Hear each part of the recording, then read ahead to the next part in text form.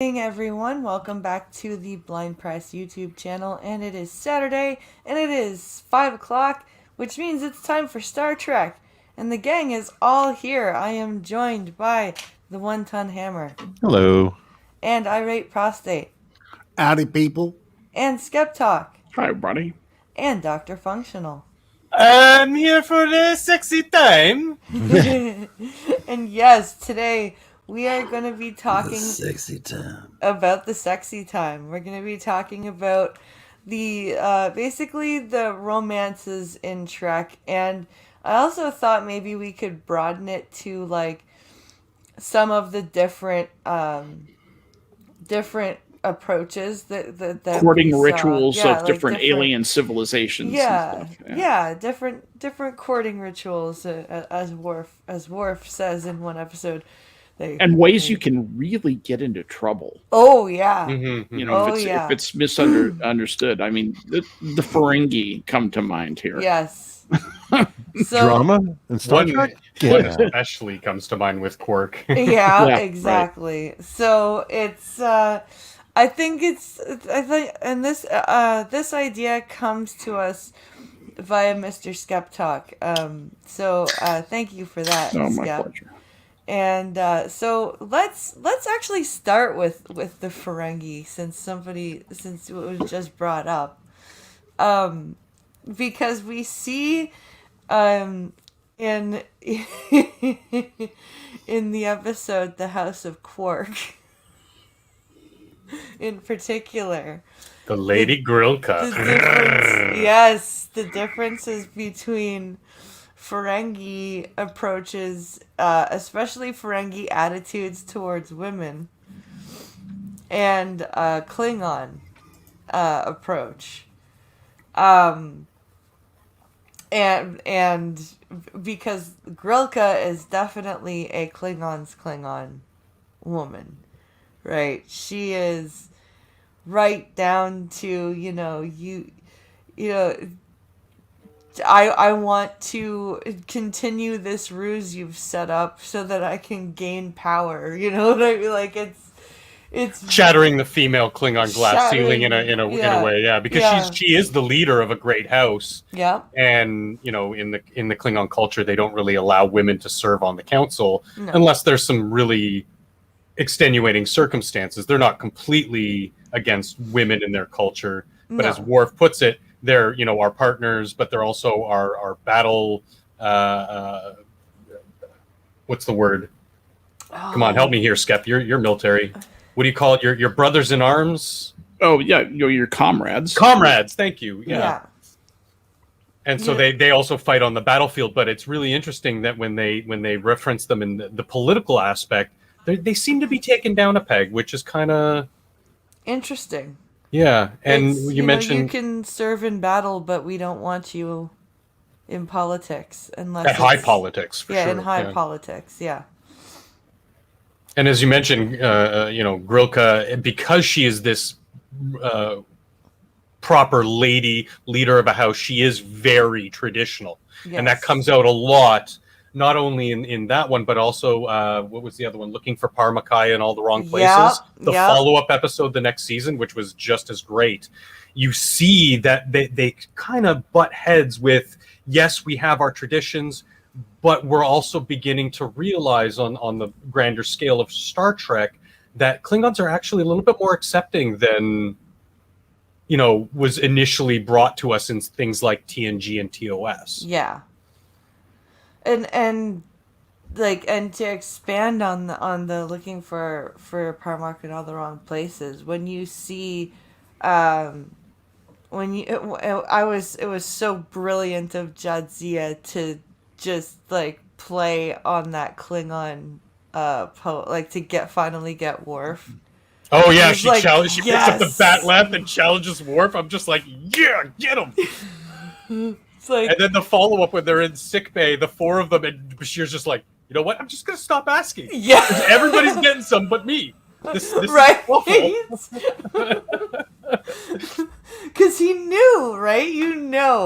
When that happens, and you it's because that's part of the Klingon thing, and that Mhm. goes back to our theme of today's show is Klingons are not exactly gentle lovers, shall we say. No, no.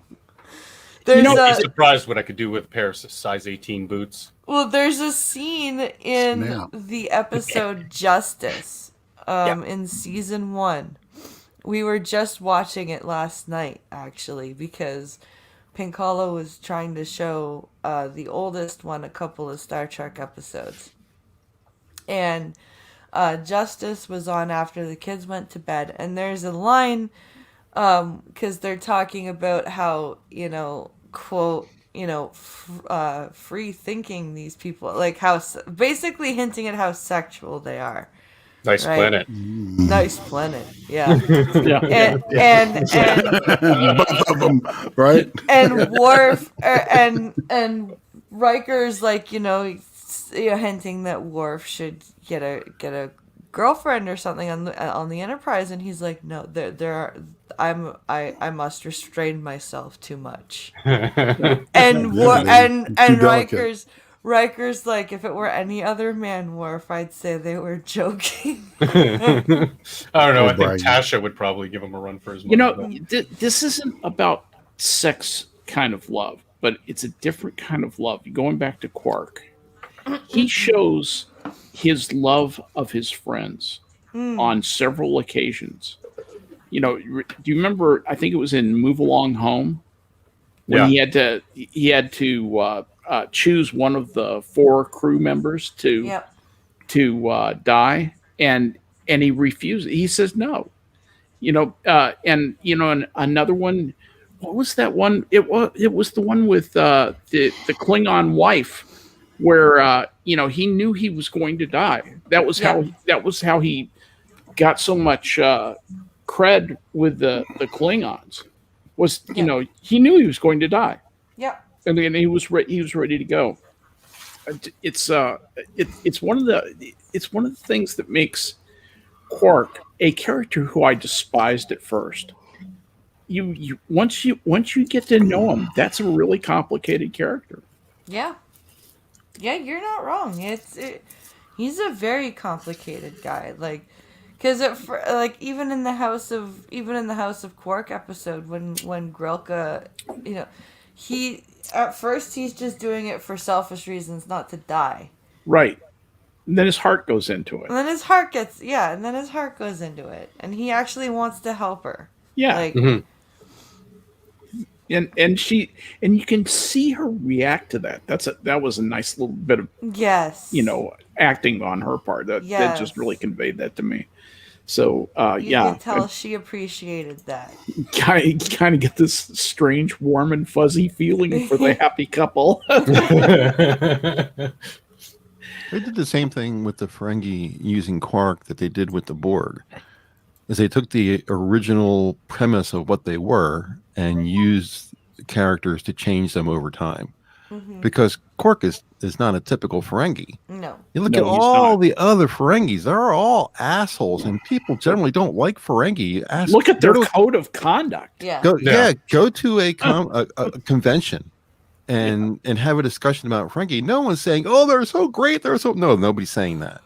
So they had to look at humanize guys them. like Brunt, like the auditor guy.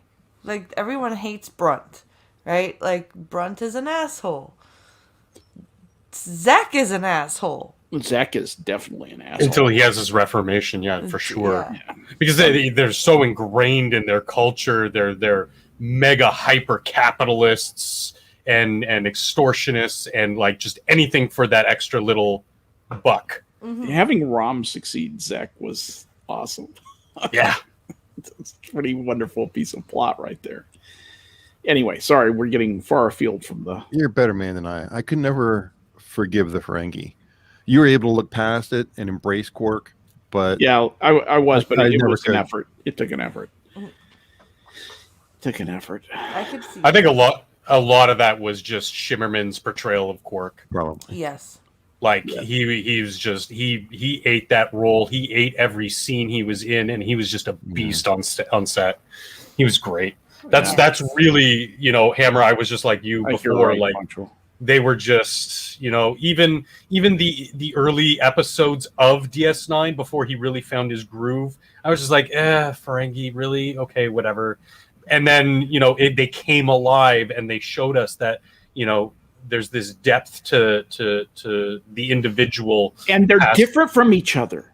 Yeah. Rom is different from Quark is, Quark. yeah. The substantial difference between the Ferengi. Oh yeah. I think Quark has lived around other species long enough to know that there's more than just his species' code of conduct. He still religiously adheres to the rules of acquisition. Yes. But he's lost some of his develops. ethnocentricity. Exactly. Oh, yeah. Which, for example, Rom never loses, really. No. Yeah. Rom's a bit of a... He's a very Ferengi. Yeah. But he's a bit of an anomaly within the culture, I would say. Because he's never... He took, they mentioned this. He took more after his dad, who wasn't really a keen businessman, keen business sense. And you got to then think beyond what we see on screen. Is that there must be more people like that, because they do have to have engineers and waste extraction and all this. Right. So yeah, the people who aren't the big brain, big lobed Ferengi, who aren't these big businessmen, probably have to be a little bit more down to earth. No, it's almost like a professional athlete worship among the Ferengi as to how they view the business, the great That's businessmen. an interesting analogy. The worshiping them like professional athletes, like we do professional athletes. Like, but there are all these regular Ferengi who don't aspire to that kind of thing. Don't have the talent, don't have the drive, don't have the whatever. My feeling for the Ferengis have always been like from the episode The Outpost. yes. Where they're aggressive and self-centered and all that kind of stuff. And what was the guy who went after Picard twice with that? Damon Goss. Damon Goss. I mean, that's my heartfelt feeling of that. You want to know what a Ferengi is? Look at those people. That is the Ferengi. Yeah. And these other people you see later in another series, DS9 instead of Next Generation, are not really the same people. They changed them between the franchises.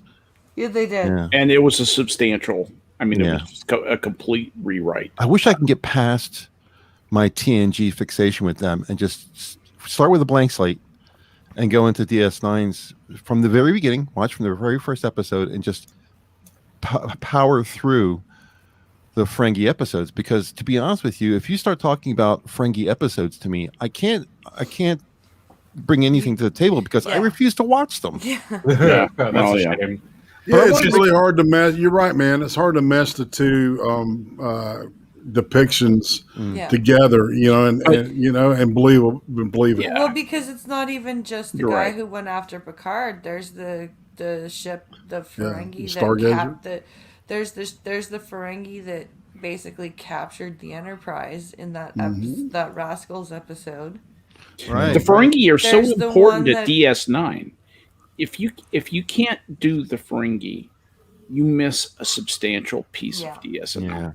That's the shitty part. And I think to what I was just saying before, Hammer, is that Goss and his crew, those were the very militaristic side of the Ferengi, and one depiction of them. And DS9's whole thing was let's expand. God damn it, irate. Let's expand on all these different races. Am I wrong? And show you that there are more there in a lot of senses, even in how they act in some of their mannerisms. Again, Shimmerman, but just the expansion of these different races, and that there's more than just the stereotypical or prototypical Klingon and Romulan and Ferengi and blah blah blah. Keep in mind that one of those three Ferengi from the Outpost is Shimmerman. Yep. So he played a different Ferengi, still a Ferengi, but a different one. So his personality, I guess, at that early stage of development, he wasn't really allowed to put himself much into it. He had to stick with the writing. Yeah. I wanted to make a blanket statement about Trek in general. I know we've already gotten into the Ferengi, but there's something I noticed is that there seems to be over all the episodes for all the series everywhere. there seems to be this thing with Trek that we can't have more or less a straightforward relationship. Not that it's impossible, but it seems like very much they try to play, let's take this guy who has nothing in common with this guy and put them together. The only ones I can think of are Troy and Riker, although Beta's Ed and human, not human and human. And then Worf and Solar. What was her name? Kalar. Kalar. Two Klingons, but everything else seems to be a Bolian and some other. No, it doesn't seem like there's a lot of same to same in Trek. Does anyone else see that same thing, No, or am I you're just right. seeing something weird? No, you're right, because even Paris and Torres, like, Right. she Oh, was that's a good- part Klingon. Q and You're right. Janeway. Q and Janeway. And then we had who was Ensign Riker and that androgynous chick. Yeah, Riker and Soren. And then we had we never actually saw Bashir the and that chick who couldn't stand Melora. Melora, Yeah. yeah. And then we had the we never saw them together, but Naomi Wildman's parents were a human and a Katarian. Right. Yeah. The Trill with Dr. The Crusher. Trill with Dr. Crusher. The Trill with Ghost. Worf. The Ghost with Dr. Crusher. Oh god! That sounds like a television that was show. it. The Great Ghost and moment. Dr. Crusher. Great moments in Star Trek. You're right, Hammer. There's not very many. It seems to be intentional. It seems to Thomas be- Riker and Kira. I hear Yeah, where Bjorn, Hammer right? is going, and I think he's right. I think this is intentional. I think this is all about, race doesn't matter. Race is a social construct. Getting away from all the anti-miscegenation stuff in the past, and mixing the races is a good thing, and we need Yeah. to mix everything until we all come out as a That's light plum brown, misogyny. I'm sure light- it's going to happen. light brown in the with future. slight mongoloid Yeah. flap. It you just know, seems like which it's happened too much.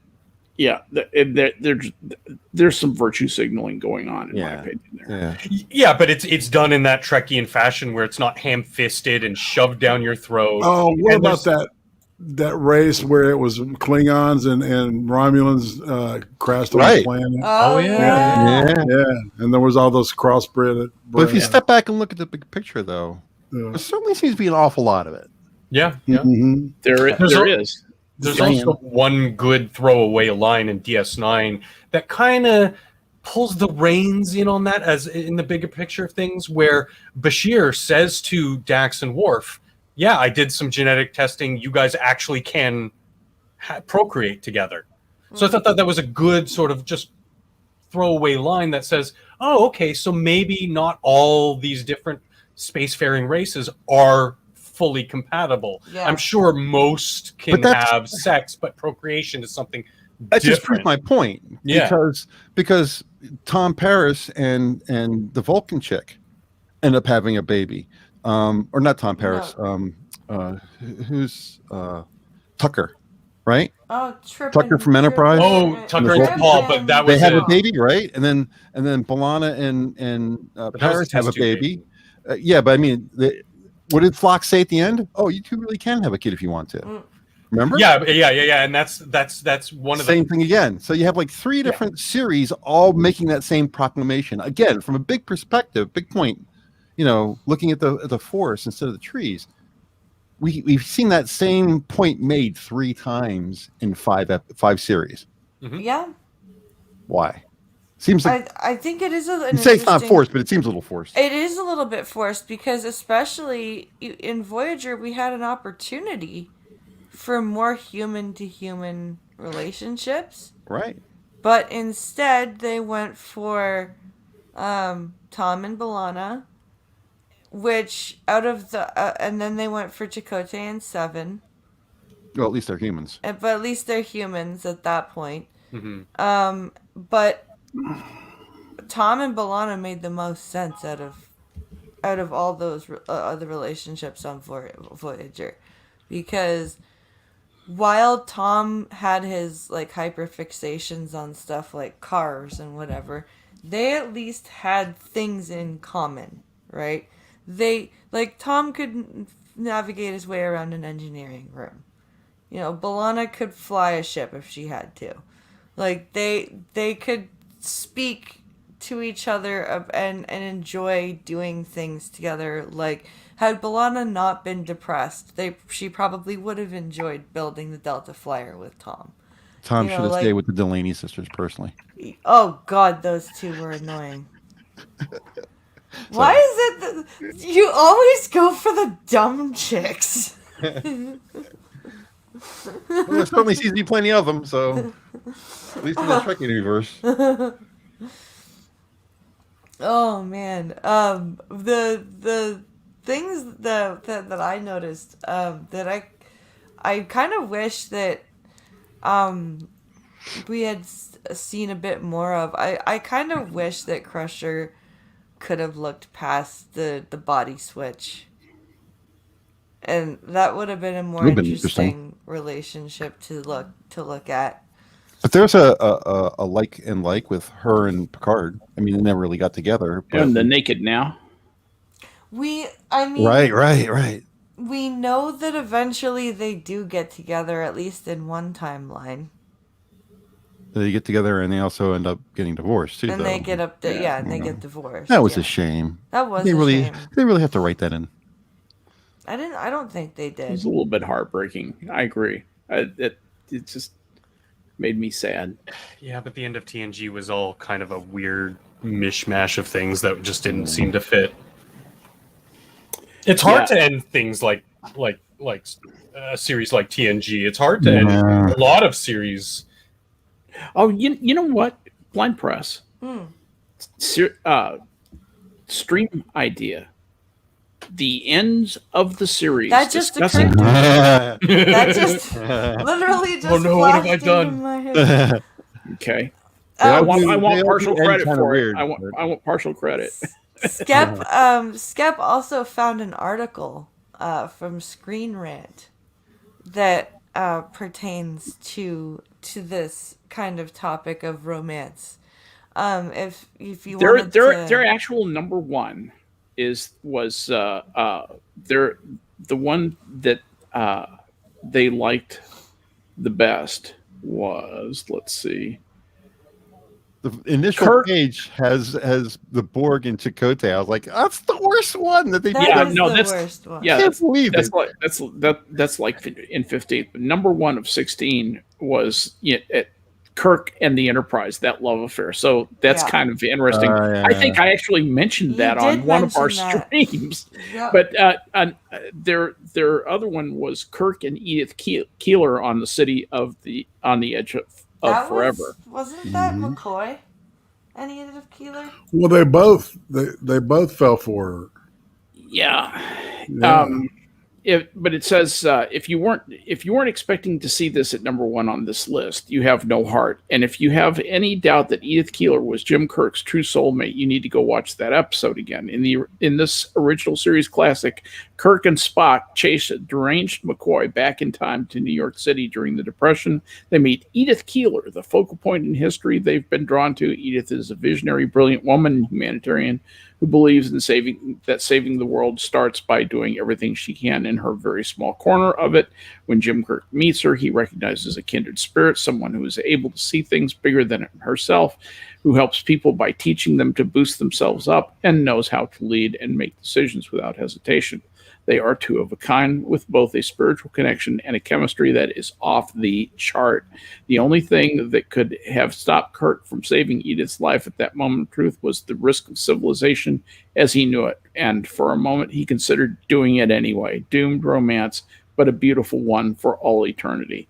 And that is a special moment in that episode. That is just one of those heart-stopping things where you just go, God, this is some really great writing. This Like is just awesome. you have to Well acted too. Yeah, like you Yep. have to let the person that you first of all you can't Anguish be in on his face. Oh my God! I'm sorry. First of all, you can't be with her. First of all, because it's two different times, and you'll fuck up the timeline. Second of all, you have to let her die anyway, because if you don't, then Hitler will take over. And you have to stop someone else from saving her. And you have to stop somebody Wow. else from saving her who also loves her. Yeah. Yes. This is the only time where Kirk uses the transporter. Well, he doesn't tell the person to beam them up. Yeah. He says, "Just get me out of here." That's how he initiates transport. He says something along that line. He never says, "Beam me up." That's the only time he's ever used the transporter where he hasn't said, "Beam me up." Yeah. He was just so disgusted at that point and so heartbroken. Heartbroken. Yeah, that's Yeah. what it was. Yeah, absolutely. I feel kind of ashamed I don't remember that episode.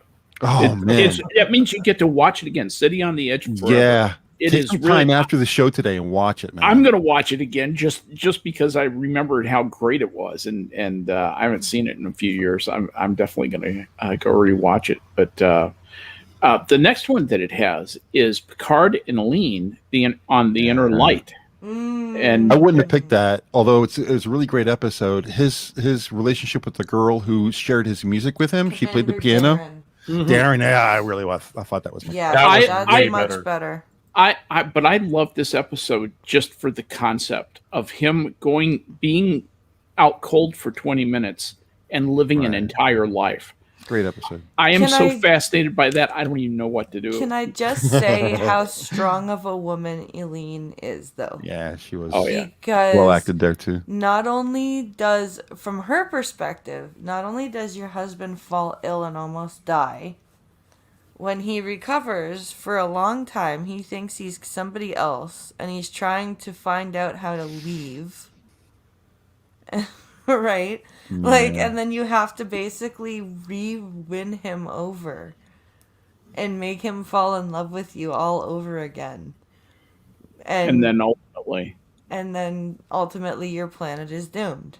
Yeah. Like, that's a strong that is a She kind of knows all this. I mean, she's sentient to the fact that this is not real life, because at the end she appears and she says, "We're all dead." Yep. So she knew ahead of time. Yep. This computer generated person knows the plot already. She's Yeah. not doing anything out of her heart. This is pre-programmed. Well, that's true. But I mean, if you didn't, like, if you take that away, that's the Yeah, I'm able to watch this and set that aside. Yeah. And just Suspension watch of the disbelief. human interaction, and it's just wonderful. I love it. Anyway, and I love the concept. I love the concept. Oh, of yeah. that show. Great That's just episode. That's a good awesome, episode. awesome episode. Yeah. And then the number 3 next? is Dax and Worf in Change of Heart. just that episode. I would just say Dax and Worf. Dax and Worf, period. Yeah. Period.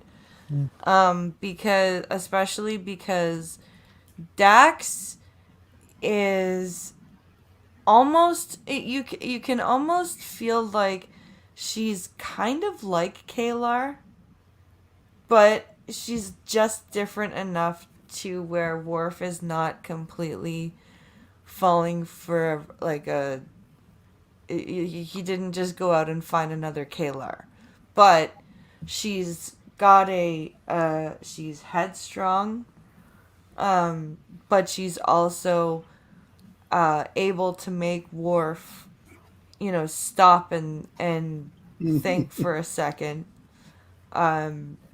instead of just go with, because when he was with Kalar, he was just going through tradition.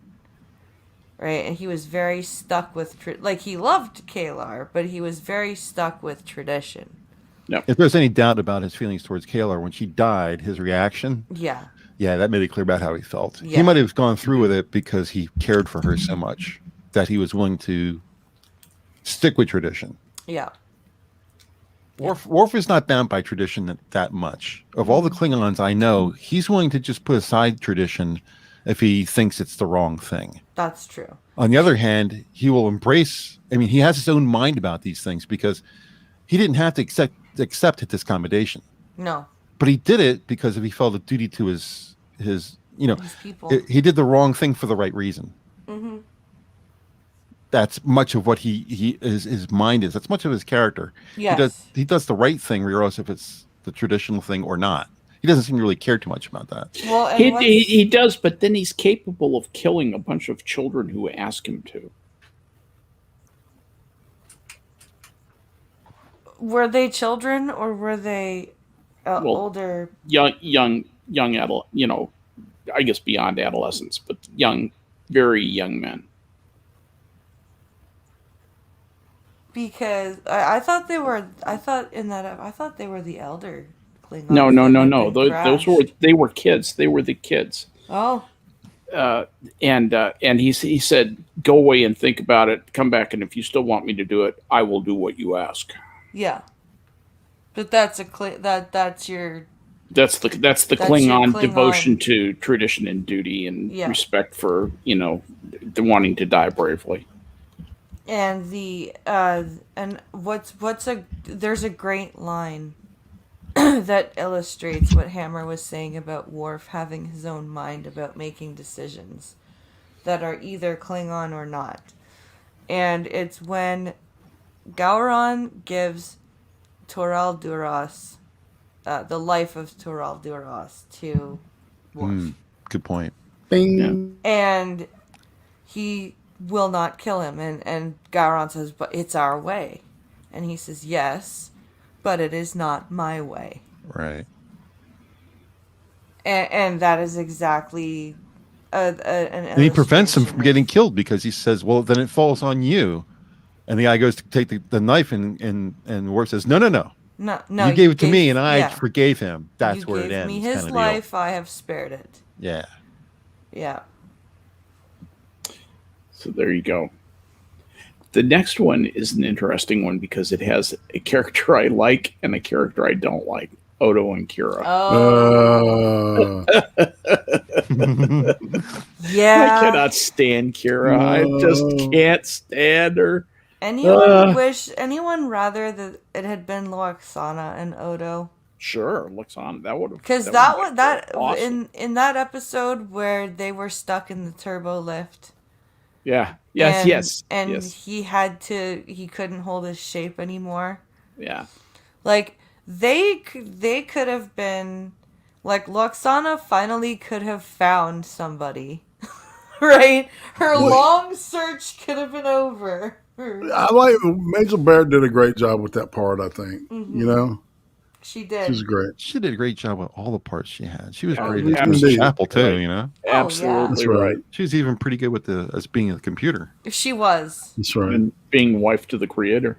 And that Yeah. elevate that Being muse. turbo lift scene was beautifully juxtaposed when she makes a return, and they're sitting in Odo's quarters, and he envelops her as he shifts into a blanket and covers her. Yeah. And that really, it might not have.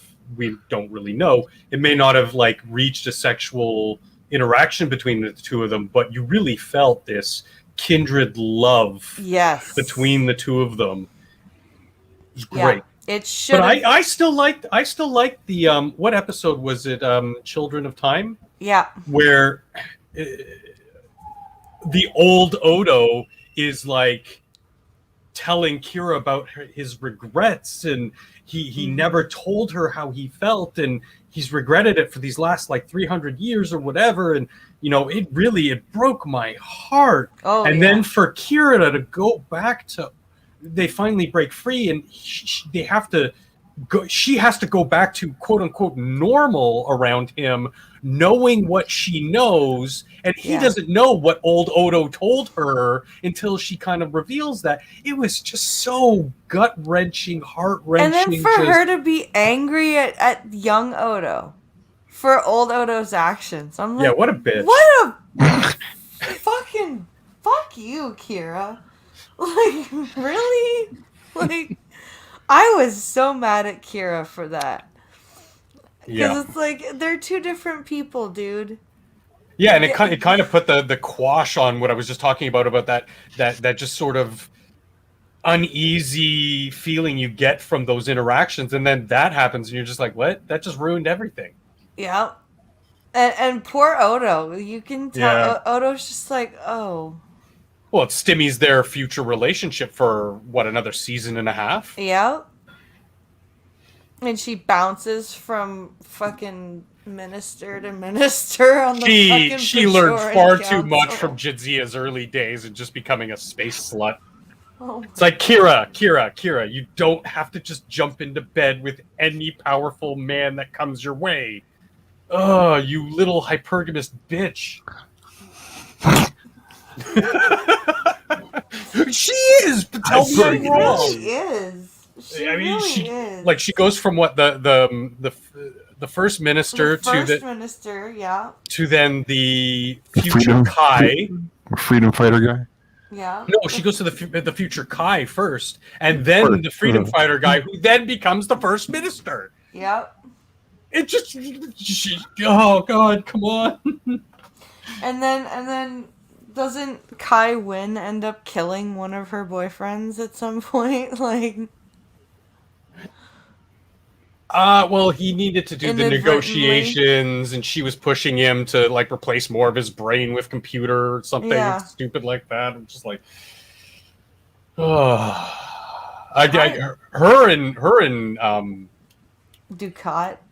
had a really interesting, very dark relationship that was, again, kind of at points very unbelievable, but at other points are just so gut-wrenchingly just uneasy. Oh, like how could I don't know how Kai Wynn could have, like, she was, I guess, that power hungry that she just fell for it. I don't know. Well, yeah, she was manipulated by the paw race.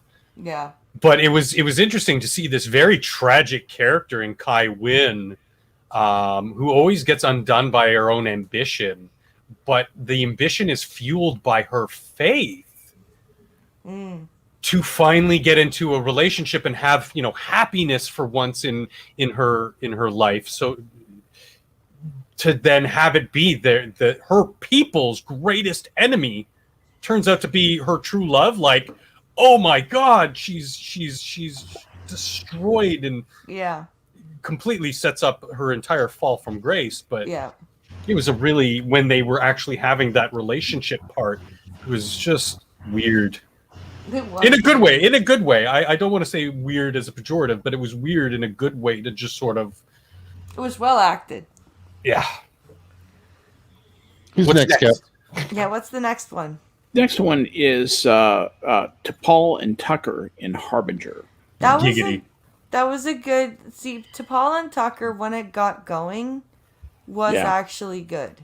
At first it was like, I don't know, but They were very standoffish culturally, but professionally, they quickly had each other's respect. yes. Yeah. I think had T'Pol not served with Trip on the Enterprise, they would have never, like, had they never had the opportunity to earn that respect. That probably would have never happened. It says what started as a medical solution, Vulcan neuropressure, got intimate. What with it consisting of a lot of half-clothed massaging, things really steamed up when Tucker began using his newfound massage techniques on another woman, and T'Pol started giving them the side eye every time they flirted. Gotta like Corporal Cole, who gave Tucker a smack on the ass in front of everybody at a combat training session. T'Pol and Tucker discussed the matter and then just gave in to their raging hormones and got naked and sweaty together. T'Pol tried to dismiss the importance of it, and they decide not to have sex again or even mention it. Doesn't mean we can't keep doing the neuropressure, though, Tripp suggested. She may not have smiled, but the look in her eyes spoke volumes. Their future scenes together were hot, but soon started to pack an emotional punch as their relationship, initially resisted by T'Pol, slowly grew. In Harbinger, aptly named, we see the true beginning of it in all its sexy, steamy glory. Women's got to get them fifis involved at some point. That's right. That's yeah. Friends with privileges never stays friends with privileges. Nope. No. That's the thing. That's the thing about your women folk. They can say that they can do the sexy time without the feelings, and that's just a hook. That's always just a hook. Yep. That's that they're fishing. Yep. And another interesting, since we're on Tucker, his non-relationship with Phlox's second wife, Mm-hmm. where she was just all over him, and he's all like, "Wait, what's going on?" And Phlox explains to him, "Oh, we're hypergamous." What was her name? Not hypergamous. Polygamists. And he's like, "Oh," and then you kind of see again in his eyes, he's kind of thinking, "I could do that, but no, that would just be weird, dude. I can't get with my friend's wife." Yeah. Oh God, what was her? I can't remember her name. I know who you're talking about, but I can't remember her name. It's not Feasel, is it? Feasel. Or is that somebody else in his family? Is that her name? Feasel? Oh, it's Feasel. Feezal. Okay.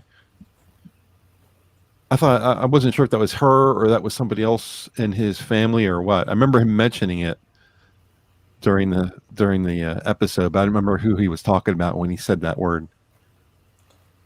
Grill and Pirate Pete is asking, has Trek ever addressed that female Vulcans also suffer from Ponfar? I think they do. Yeah. Yes. In Enterprise. Yeah. She comes on to Phlox because of it. Yeah. Yep. Where he's trying to find some sort of medical solution to just sort of curtail it. But that was never addressed in TOS for female Vulcans that I know of. No, I think Enterprise is the only series that addresses that, because it's usually it was Spock or what's his name, Ensign Vorik. Yeah. Voyager and Tuvok as well. Yeah. Where there's okay, so that brings up something in my mind. Okay, so they solved the Tuvok issue by holographic wife. Yes. Mm-hmm. How is that any different from masturbation? So couldn't T'Pol just have rubbed one out and been like happy? Like, do Vulcans not diddle themselves? Maybe it was more of the effect that it had on the brain, of the visual effect that it might have had on the brain of actually seeing the image of your mate. Yeah, it actually argues for a much more profound fundamental difference between the species, between humans and Vulcans. There's a lot of other things that go along with just that. I mean, there's, how do I say this delicately? There's odors and stuff like that that go along with it. So I guess the computer can provide those things. Yeah. Sure. Yeah. Makes sense. Better than an inflatable doll. Technically, that's what it is. Or an auto suck, which one of my political science professors had a bunch of us over to his house for dinner and drinks, and proudly showed off. This is the guy who was Henry Kissinger's roommate in college. He proudly showed off his auto suck. Oh, Jesus Christ. How drunk was he when he did that? Oh, everybody was pretty hammered. I bet. Yeah, everybody was quite drunk. Oh, God. What did he show y'all? An auto suck. Google it. Okay, I know what it's. Oh no, that's disturbing. Like, no, one of them. What model? Oh, one of those. I call her Jennifer. The deluxe model. That's really nice, you know. What's next on the list? I thought you were talking about college friends. No, yeah. Oh yeah, her nickname was Auto Suck. Called you Captain. The next one I think is kind of a little bit of a not boring one, but this was not one of my favorite TOS things, and it's Kirk and Miramonte in Miramonte. Yeah, Miramani in the Paradise Syndrome. I wonder if that's a typo, because I remember them in the episode, and she had a T in her name. Let me see. I will tell you what the deal is. I'll tell you. Yeah, the Indian thing. See, that's one of my least favorite episodes ever in the whole fucking deal. and that Really? includes the whole Indian thing. I just didn't. Which one I, was that one again? The one where It's it an was obelisk the that's protecting this planet, and they're they Kirk ends happen up to just going live into the exact. obelisk and gets zapped, loses his memories. They pronounce him the shaman of the Indian tribe that's there, and one of the chicks gets the hot for him. Her name's Miramonte.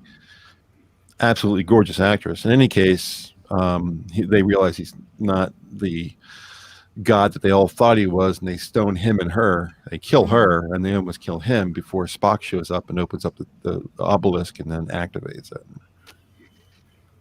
I remember the music in this. That's what got me. that is The not an music's episode I very remember. I need to watch that again. Yeah. Paradise Syndrome. That was a great episode. I understand IP you don't like Really? it, but I liked it a lot. Yeah, I think the reason that I didn't like it was there was something about About him the yelling "I ending. am Karak" over and over again. Yeah, Alright. yeah, oh yeah. Yeah.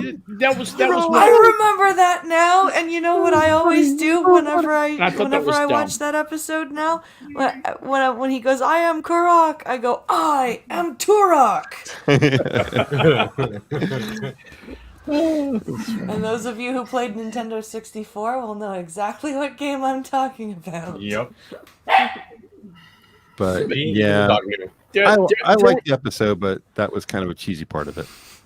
there was a lot of cheese in this. You know, there was a lot of natives going around with baskets of fruit and Yeah. bread and shit. And where'd you get the bread? You know, and where are your ovens for breaking it? You know, The bread tree, duh. yeah, the bread tree, exactly. The bread tree. It's breadfruit. All right, Bread. So, you know what I mean. What's Anyway, next? so there was that one. The next one that they talk about is a good one. It's Dax and Lanera in Rejoined, Oh yeah, that was good. and Hot was actually. power of love that spanned 2 lifetimes, 2 of Dax's anyway. She'd been in love with Lanara when they had both had different hosts, and when Dax sees her again, all the old feelings come rushing back. They try to resist, respecting the rule of cruel society not to rekindle old relationships, although apparently friendships are just fine since she and Cisco still get to be buddies. But they Yeah. can't hold out for long, and they defy everyone's advice for a while and go for it. The much talked about kiss was worth discussing, but not because it was woman to woman. It's because it was a kiss rich with meaning, which I really agree with Yes. years of longing and with the power of emotions that drove them to take the biggest risk they could. They did. This is one of those things, doing it all for love, and it just gets the romantic part of me right in the heart. Yeah. In the end, it was too much for Lenara, and she left breaking Dax's heart, which, you know, and heartbreak is romantic too. The article ends, and I agree. It was just this was really, for a romantic set piece. This is one of the best episodes in DS9. And I like it because although it is like female on female, it's not like, look at the 2 lesbians. Yeah, boy, are they Isn't woke. that wonderful? Yeah, you know they're both pro-abortion. Yeah. It's just 2 All people. black guys, you know. It's just 2 people who happen to really, really miss each other. Right. Yeah, and like Skep was saying, it really plays on that visceral, primal, like emotion rather than the physical, and really just, you know, really kindles that softy romance under this cold hard exterior. Wow, you guys! I don't get this, man. You guys are completely opposite of me on this. Terry Farrell specifically says she felt uncomfortable filming this scene, and if you watch her performance, she's mechanical, man. The other girl is very into it, but Terry Farrell's like, I don't like doing this. I don't like doing this. I'm gonna kiss her, but I don't like doing this. Watch your face. Play it back and watch your face. Yeah. All right. I will, but you know, and maybe I'm projecting. One of us is. Sorry. Oh no. I don't know. Lesbians don't do it for me anyway. Yeah, and they're concerned with each other. They don't have anything to do with me. It depends on who they are and what they're doing. Nah, if they're lesbians, they're only worried about other lesbians. They're not worried about us guys. Two That's a vagines fantasy, and but no it's not even peen. remotely Pretty true. Fucking hot. I mean, Two so- vagines and no peen. Absolutely. Not Ariel interesting to Scarcella was hammer. very clear about this. Yeah. I like her I'm actually. just I think keeping she's my fun. Yeah, mouth she's awesome. shut. Sorry, we're getting off topic. But yeah, the other girl, the girl who plays Lenara, yeah, her performance was really good. I mean, it was heartfelt and there was emotion in her face, and Mhm. but anyway, why am I always the odd man out on these things? Hey, we need one. We Yeah. need at least one. Just a different take on it. You're the moron. Okay, I'm the moron for today. Then no, no. You're the contrarian because Polly's not here. Yeah, right? you're just Exactly. you're just giving me the week off.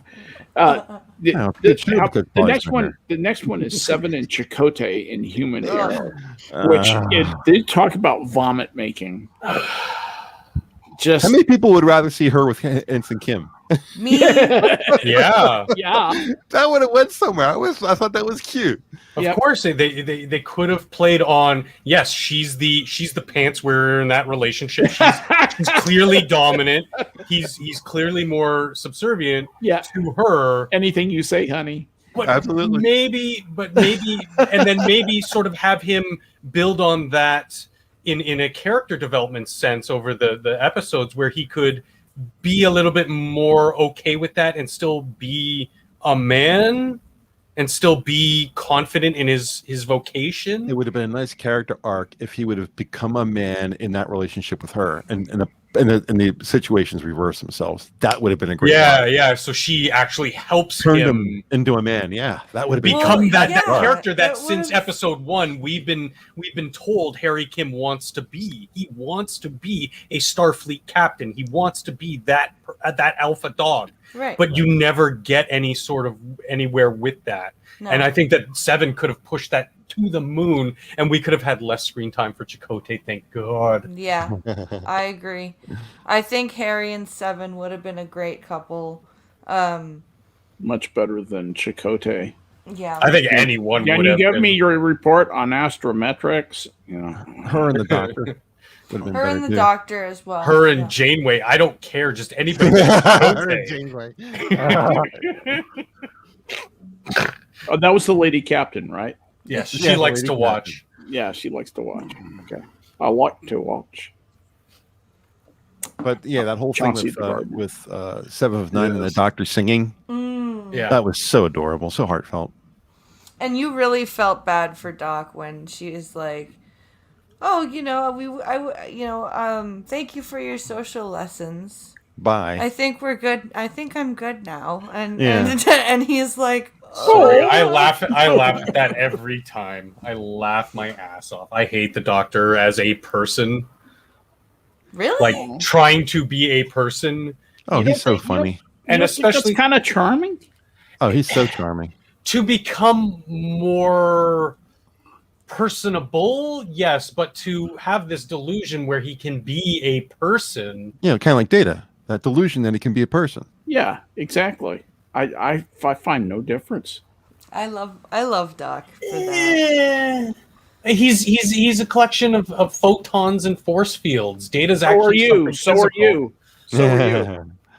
No, I'm just reactive to photons. Yeah. Quarks is quarks, my friend. But I think it also speaks to Seven's character that she's very logically thinking. She's very matter of fact and practical, and she wouldn't be able to procreate with a hologram. Well, what's Simply the first put. thing? What's the first That's thing? not true. She The doc says? procreates.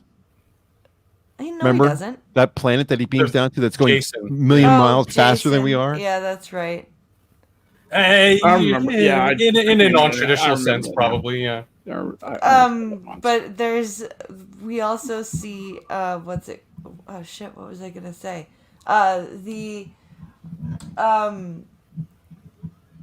I just the lost what I was tragedy gonna say. of pot in the home. No, I haven't had any pot. Maybe that's a problem. That is my problem. Gotta loosen up those neurons. Because at the beginning, Seven was kind of a hard character to get Oh, behind. yeah. There we go. It just showed up. As the matter of fact character that Seven is, What's the first thing that she says when she thinks Harry is flirting with her at the very start? Oh, you wish to copulate. Yeah. Yeah, I yeah. can't believe he says no. I know. Right? I'm just- He's like, well, no. Even if you don't want to, you say yes anyway. Yeah. I would have said yes. It's along the lines Okay. of when someone asks you if you're a god, you say yes, Ray. When a 10 asks you if you want to copulate, you say yes, Harry.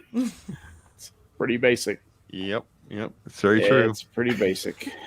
Do you wish to copulate? Yes. Let's find a Jeffrey's tube. I gotta wonder if the actors are in that situation, if it crosses his mind to just blow the scene and say yes anyway. Can you imagine Jerry Ryan saying that? And the actor, That would be what's that his would be name? Garrett Wong. Garrett Wong just saying, "Oh yeah, absolutely, let's go." Yes, Or not even that, but like absolutely. turns to the camera and does the double eyebrow up.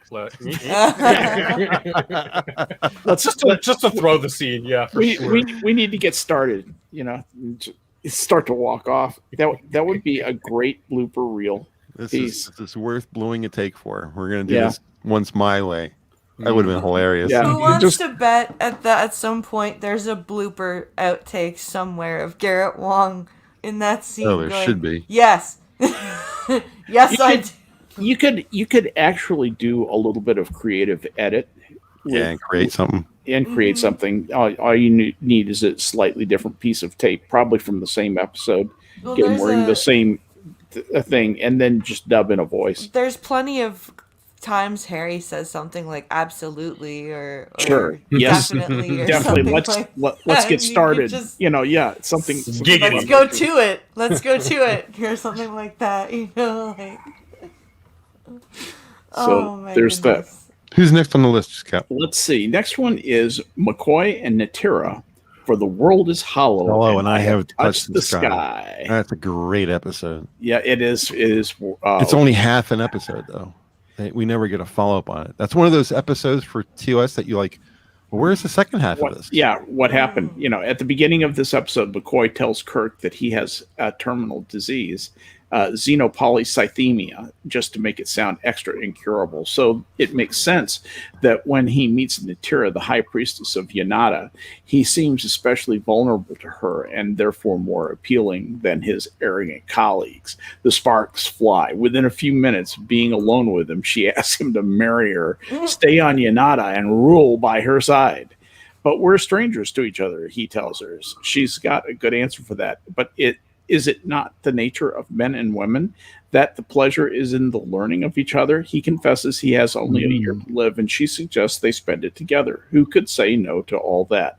They even get married, but of course it won't last. And when the story resolves itself, they realize they must each pursue their own destiny. He gets cured, and although she stays behind, Kirk promises McCoy a return visit in a few months, which we never get to see. And that's it. And that, as they say, that's what we That's wanted in another episode. the next episode. So, yeah, that was one that I also would have liked to have seen followed up, and they just never did anything with it. I guess if it had gone past 3 seasons, maybe at some point they visit Unada when it gets to the place that it's supposed to get to, Yeah. and McCoy, meets up with her again. I was part of the write-in thing that got them to the 3rd season. I was one of the little letter writers, one of the zillions of letter writers. You sent in a postcard. I sent in a postcard to them, and they there were actually 2 places you could send it. One was in New York and one was in California, and I sent them to both places. I remember, my dad explaining me basically how mail worked. I was pretty young then. Good. You and everybody else who wrote that campaign did some good work. Too bad they didn't keep going, because that would have. The thing was there was another campaign after the series was canceled, and we did it again, and they did not respond favorably to that, even though they got a ton of mail. Aw. I want to know who did the voice for the Oracle of the People, the Fabrini computer. Oh. the one with the star pattern and the little dot in the center that was in the obelisk. They talked like this. You must teach him the way of our people. That really deep, strong voice. That's the only thing I really remember from that episode. That at the very end when they get behind it, and all the computer parts are all there, like a bunch of hard drives. I was like, that's cool. But the voice always made me remember this episode. What's the next one on the list? Well, the next one on the list is Soren and Riker in The Outcast.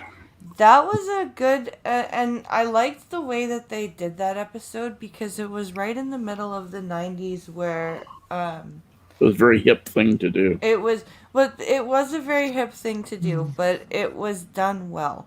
Well, yeah, The Outcast was Star Trek's first attempt to address prejudice against homosexuality and eased into it very gently. The Enterprise encounters an androgynous race called the Janai, and Riker gets to know Soren, a Janai pilot. Their chemistry heats up as they work together, and Soren finally confesses that she does not identify with a gender, but is forced to conceal it. Soren thinks of herself as female, forbidden in her society. It's fun at first, as they have that smitten look of couples who have a secret and don't quite know what to do with it. Hormones raging after a secret kiss with her, Riker runs to Troy with his feelings, looking for approval from his former lover. Then he goes skipping off to find Soren again, but she has been taken away. She is put on trial and forced to undergo, quote, treatment, end quote. He tries to rescue her, but it's too late. Theirs is a doomed romance, but a romance nonetheless. He would have risked it all for her if only he'd gotten to her in time. That's kind of the hook that episode. Is it me or is the Janai sound kind of vagina? Vagina. Is that? Yeah, the vagina. Vagina. I don't buy this romance because it'd be cool if they were from Virginia. her. Yeah, I don't buy her as being attractive to Riker. No.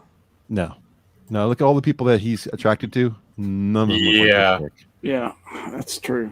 He's got a very like classic sense of what's sexy and acne scarred boy. From like a backup singer in a David Bowie band. She's got like no. God damn. She's got no distinctive, traditionally female characteristics. So I didn't buy that, but the actors still did it well enough that I still believed it to a point.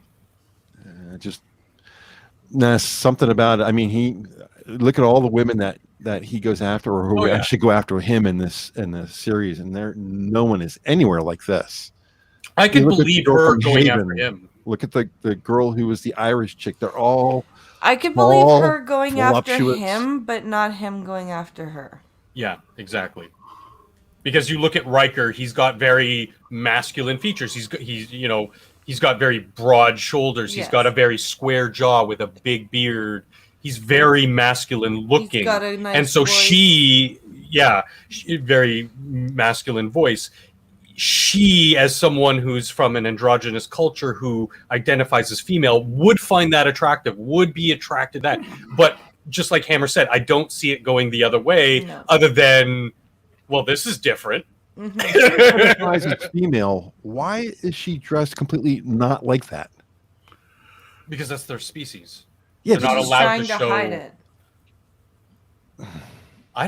They don't really go into the physicality of it. They do tend to play more on the psychology of it. Yeah. It's weird.